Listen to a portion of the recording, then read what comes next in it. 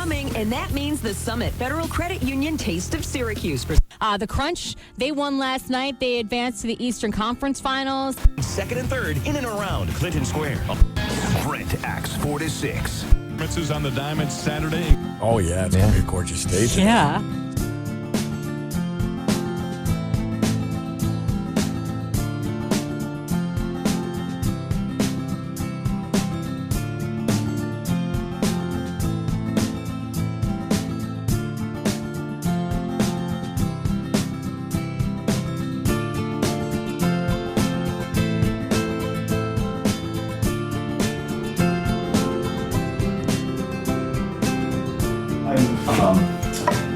A little stressed out about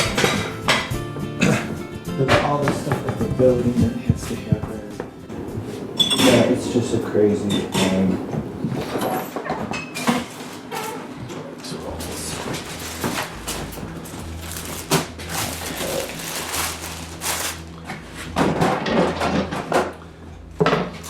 Breakfast for the guest.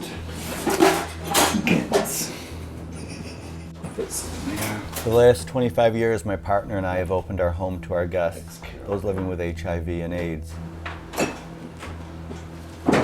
And here is our story. Welcome to Friends of Dorothy House. First of all, what I'd like to say to you, I'd like to have a dialogue instead of me just talking at you or to you. So I'm going to give you some of my background and history, and then I'd like to share, I'd like you to ask questions. So how come you guys do this every morning for your guests? Why? Because they're hungry. So I think out of the questions come what you need to hear and what you would like to hear. I don't want to assume that I know that. Actually, his breakfast is much lovelier. So to backtrack a little bit, this was about 85, 86. He'll make his own if I can't, or if Nick can't, but we kind of like to do this for him because he is a guest.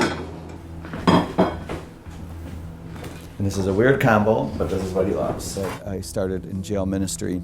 The first person that I visited was positive, and I really felt like he put me on my path. He's good with this gooey deliciousness. When I was working in the jails and prisons and visiting people and connecting those dots, my life started to take many turns. This goes to show you, Friends of Dorothy House is always different. I realized that the militarism and the prison industrial complex were sucking the life out of our communities. They were sucking resources out of our communities, and they were really damaging people.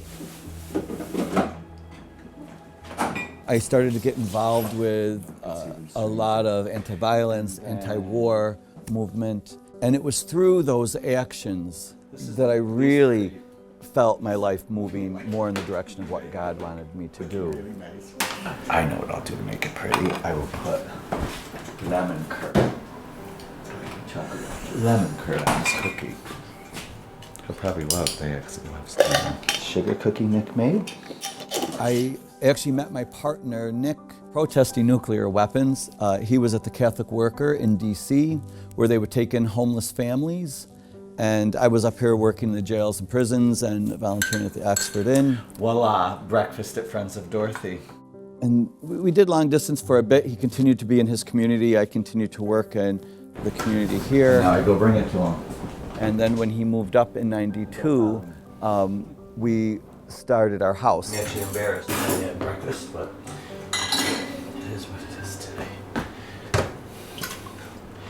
Like we said, he always loves it. And let me tell you something. When you let the Holy Spirit really work, you have no idea what path you're going to come on or how fast it's going to happen or, whether it's convenient or not. So many times we want to think as Christians that we are the only ones. I think that we all find our path to God, but we are all connected. We are all the same, and we need to constantly try to bring that into our consciousness and into our minds. Instead of looking at our differences and our differences of our faith, what we need to do is look at the common good and the common goals. Now for the real breakfast treat. Vitamins. You know, the challenge of Christianity is to not just love people who are like us. That is easy. This is pretty much what I live on. But the challenge of our faith and our Christianity is to love those who are different from us as we love ourselves, as we love God. Because I don't often get to eat a whole lot, I think it's great I take out my vitamins. This has gotten me through years. Cholesterol. Vitamin B, because we don't store them. D, because we live in Syracuse. Renal support for stress. Turmeric for inflammation. I guess this is supposed to keep you from getting a stroke. That's really important. Definitely need that. You know, it's not just about us, it's also about the interaction of the guests and the whole thing. There's a lot of components. You know, we create the space for it, but it's up to all of them to make it happen too. So. Not quite as lovely as what the guests get. In 1992, there was still no place for people to go with HIV and AIDS to die. This will probably really gross people out. You know, we all need the works of mercy at some time or another in our life. Breakfast is done. My grandmother made that for me when I was a little kid because I was so skinny. You know, never living with someone that's dying before and having to take care of them. I mean, there was all those pieces of uncertainty and what are we doing? I said goodbye to my boyfriend. It was heartbreaking. It was frightening. Nick. Yeah? I will see you later, honey. What? I will see you later. You know, you see films of Auschwitz and you see children starving in other countries and you always think about it over there or someone else's experience, and then all of a sudden it was our experience. And it was so present and it was so real and it was so startling and sad to have to not just imagine it, but to smell it, to touch it, to look at it, you know, to feel it, and feel so helpless.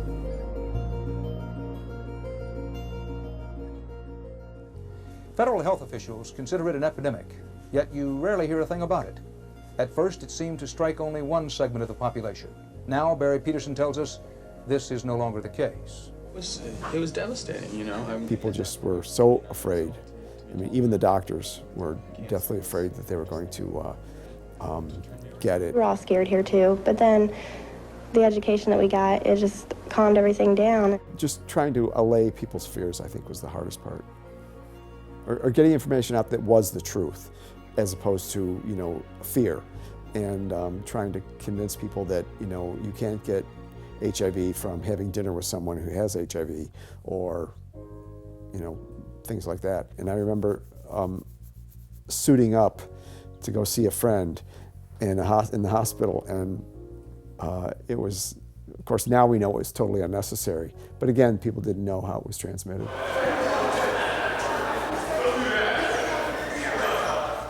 It was that whole period from early 80s to the middle 90s that there wasn't a whole lot that you could do. So unless you had a very strong constitution and you could last until the protease inhibitors came out, you know, you pretty much were you know, destined to die.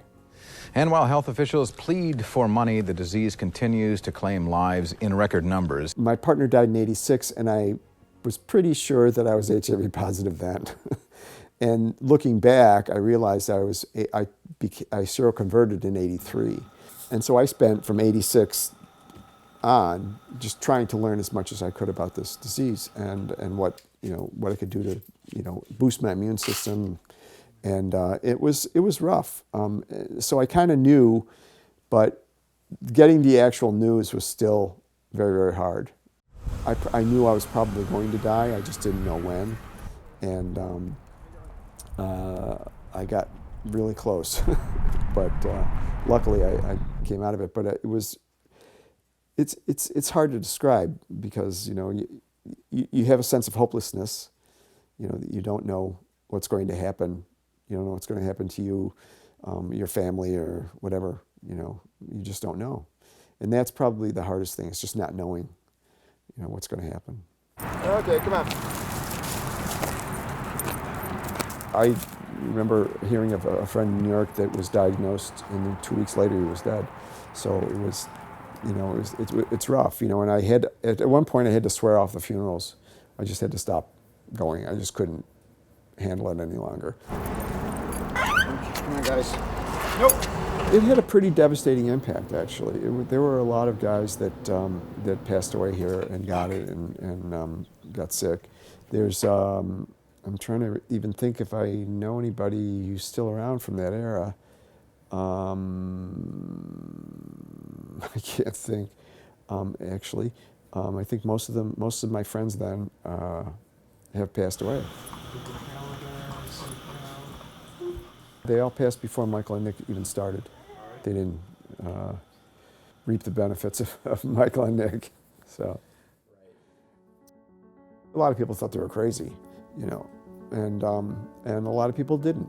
The medical community was thrilled because no one had ever done this. They had patients that had nowhere to go, so they could you know, call Michael and Nick, and either Michael would arrange something or they would take them in. And so that was a big deal.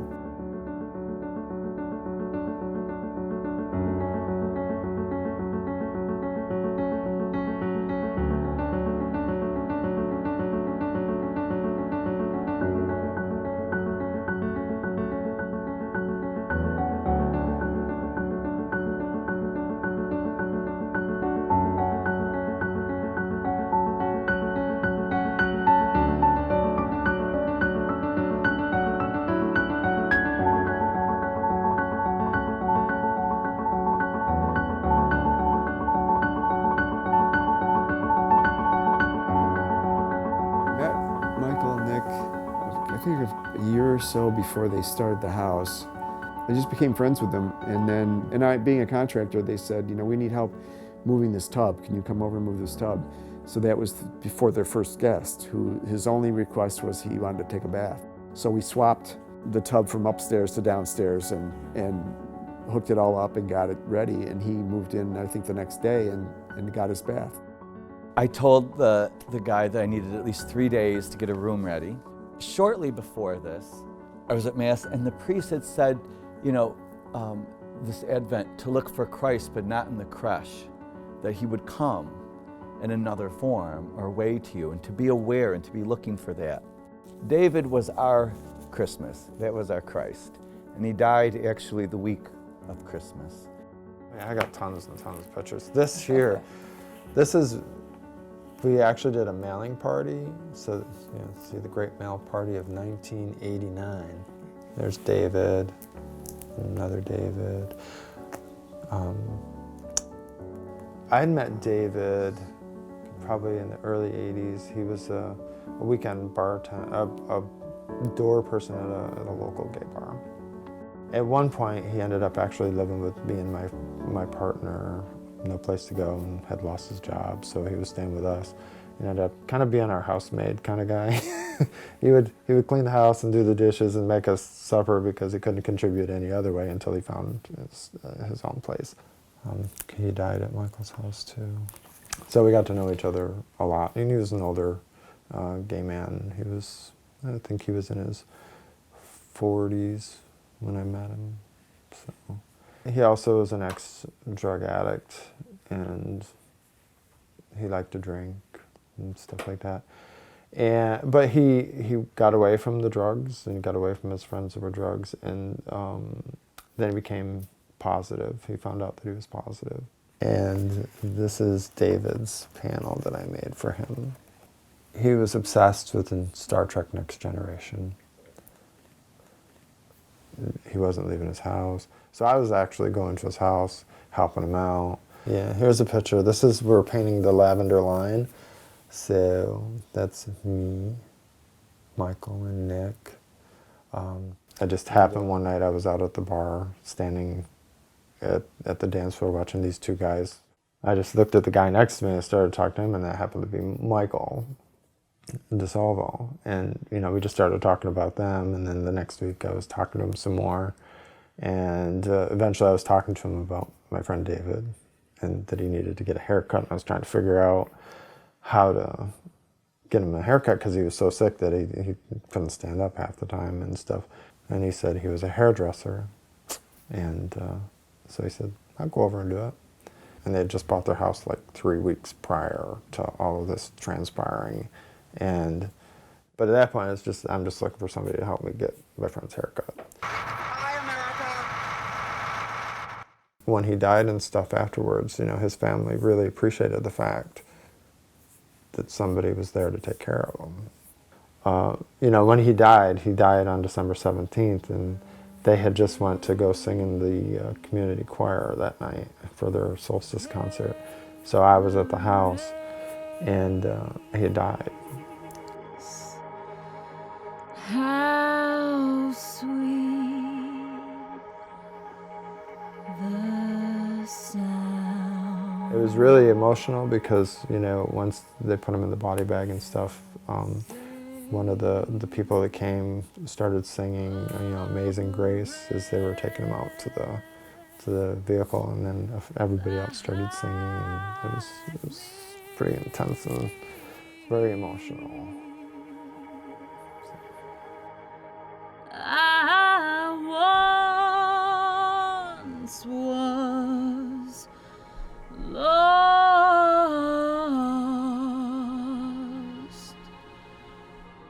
but now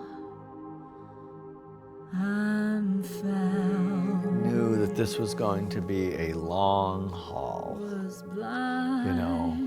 And we didn't know what to expect. We didn't know that they would just start calling with the next one and the next one, you know. We never thought about that, wait, there isn't any place for people to go, so this is it, and so now we're gonna be the ones that get called. When I think about Wendy, my dear Wendy, she was an advocate through and through. She understood advocacy in a really up close and personal way. She lived it, right? It was what she grew up with. She really helped people come from behind the shadows and not be afraid to admit your diagnosis. You can't kill the spirit. It is like a mountain. One of Wendy's experiences when she first got her diagnosis, she was told, she went to a church, and she was told not to shake anyone's hands. Or she would always be a little apprehensive about even going to an event and going near the food to serve her own plate.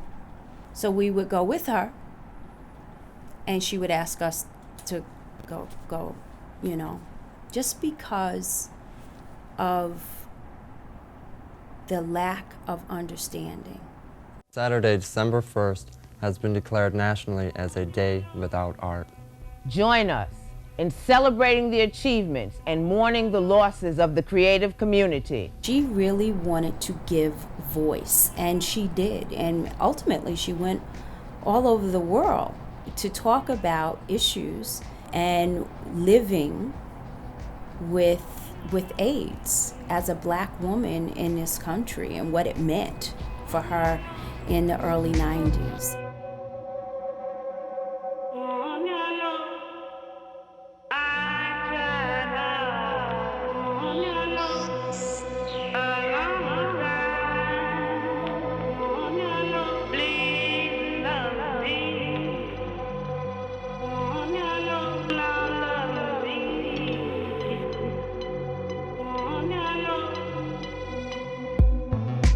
She had this unbelievable impact on this community, you know, and then when you couple people like Michael and Nick and Wendy, wow, weren't we fortunate and blessed to have people like that love us in spite of ourselves as a community.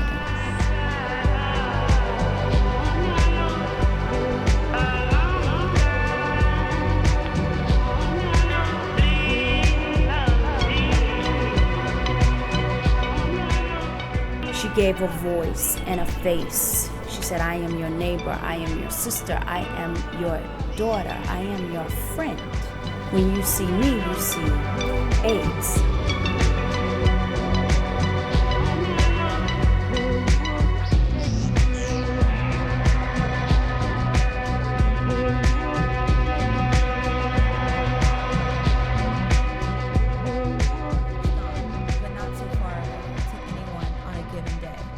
Closer still for those like me, laughing and loving, still thriving and surviving, trying to keep living while dying with this horror known as AIDS. You have to be unbelievably courageous. And Michael and Nick do that to this day. And that's why we love them dearly. She wanted to be here, and but it was a very complicated and really difficult time. And she was a major activist that was also very different, taking care of an activist. She wanted to use her illness right to the end to fight for others. Spread your wings, soar high, fly free. I love ya.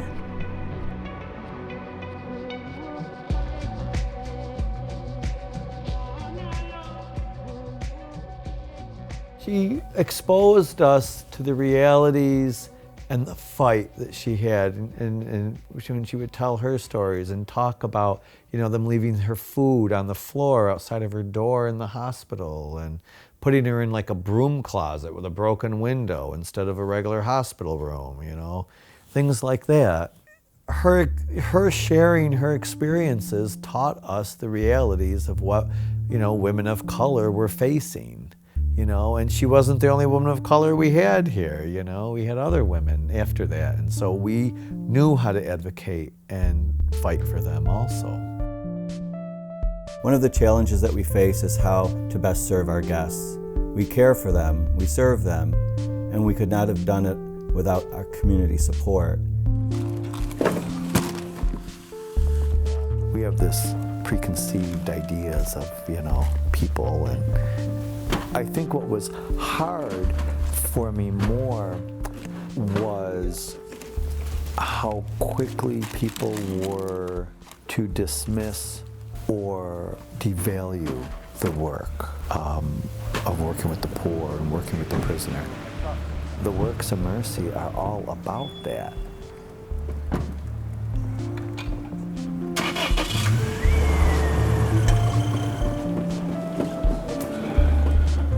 It's feeding the hungry, clothing the naked, giving drink to the thirsty, burying the dead, visiting the prisoner.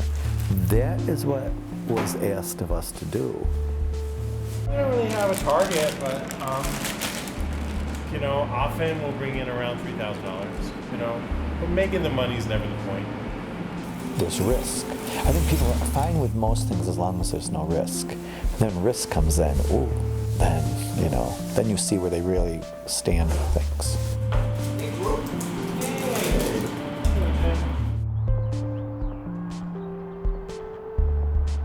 So what I did is I let my mother and my sister be interviewed, and I got to learn a lot about their side of, you know. Oh, that's cool. Hi, honey. How are you? Back in the days, Michael and Nick, this house, oh my God, was filled with people every Sunday. How are you doing? Today's not a good day, but it's okay. I love your hair. Thank you. I came for dinner, and it was wonderful to sit with people and eat and have some company. But at the same time, I still was not really ready to come out the house. So Michael would come, when I wouldn't show up every Sunday, Michael would knock on my window, because I live on the first floor, and say, "Hope Dawn, did you eat? Come and eat." And so basically that's how I met Michael and Nick. Michael, and to this day, if Michael doesn't see me for a long time, his shop is right across the street from my apartment. And he says, "Hope Dawn, how are you? How you been? Have you been eating? Come over to the house, we got food." So my loving parents always feeding me, always caring. I like your hair, Scott. I just got it. Listen, I need to run and pick up Dwayne. Okay, where do you want us? Back room? When I got Your sick room. and I went to the doctor and they told me that, basically this is how they told me that I was dying. Hope, there's nothing else we can do for you. Get your things in order. We're sending you to Rosewood. And I'm like, Rosewood? What do you mean you can't do anything? I said, could you send the social worker in because I really don't understand what you're talking about. I was so scared. I was so confused. And I didn't know what else to do. And I went home and I said, let me call Michael. I called up Michael, and Michael has a way of sing-songing when he talks to you. So I call up and I said, hi, Michael. He says, hi, Hope Dawn. Michael is the first person who ever in my life has ever called me by my first and middle name. And so he says, hi, Hope Dawn. I said, hi, Michael. He said, what you up to? I said, oh, nothing. He said, what have you been up to? I said, oh, nothing. I said, hey, Michael. He said, what, Hope Dawn? I said, what's Rosewood? And he stopped sing-songing. He said, Rosewood? Who's going to Rosewood? And so I'm still sing-songing with him. Oh, just me. He said, oh. And all of a sudden, he hung up on me. So now I'm even more terrified, more confused. And then the next thing I knew, they were knocking on my window, and him and Nick came with a wheelchair, and they said, we're taking you home. And it took me home. And even though the doctor said that I had 2 weeks to live, Michael and Nick helped me fight. And here I am, 18 years later, alive.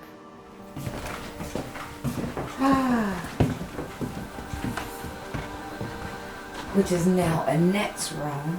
I'll let it be Annette's room. So what would you like to know? It was wonderful that someone would just stop what they're doing in the middle. I don't know what they were doing, what they could have been doing, but whatever they were doing, they stopped and came and got me. Matter of fact, this is, I say Hope walked in this room and Hope walked out.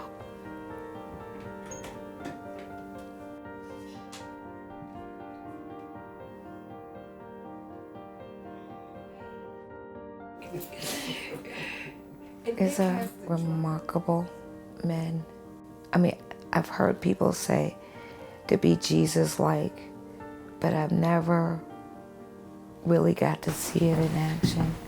I kept telling Michael, I don't want to get up on the wall. Please don't. I don't want to get on the wall. They're a true example of, and I didn't make it to the wall, what it is to be Jesus-like. I think both of them have a true connection with God. Amen. They're the true Christians, true Christians.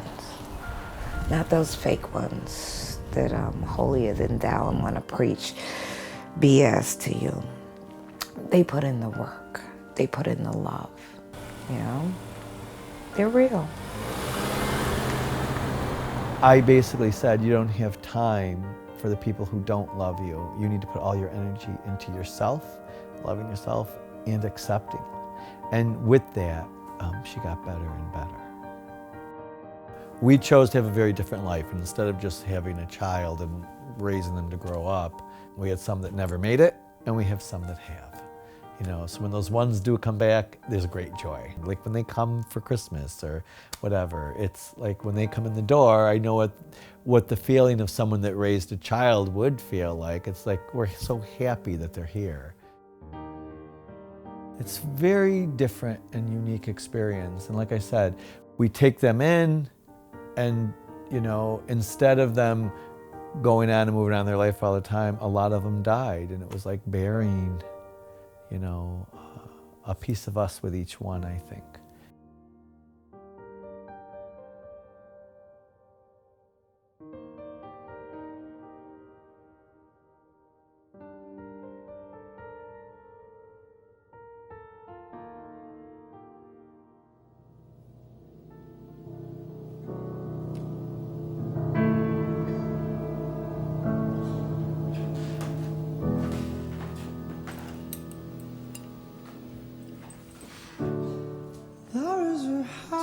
My son, John, died of AIDS on November 21st, 1993.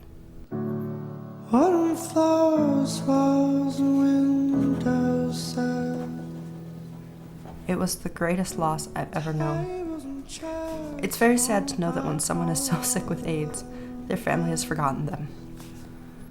This is a place that I don't feel alone.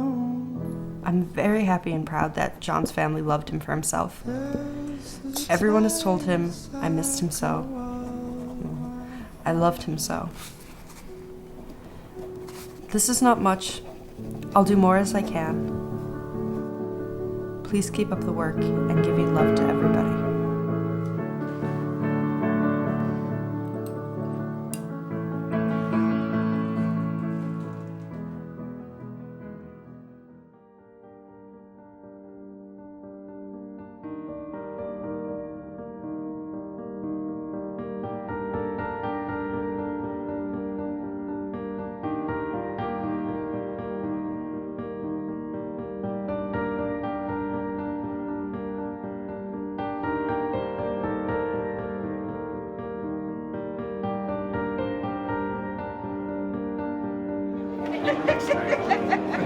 We haven't gotten a million yet.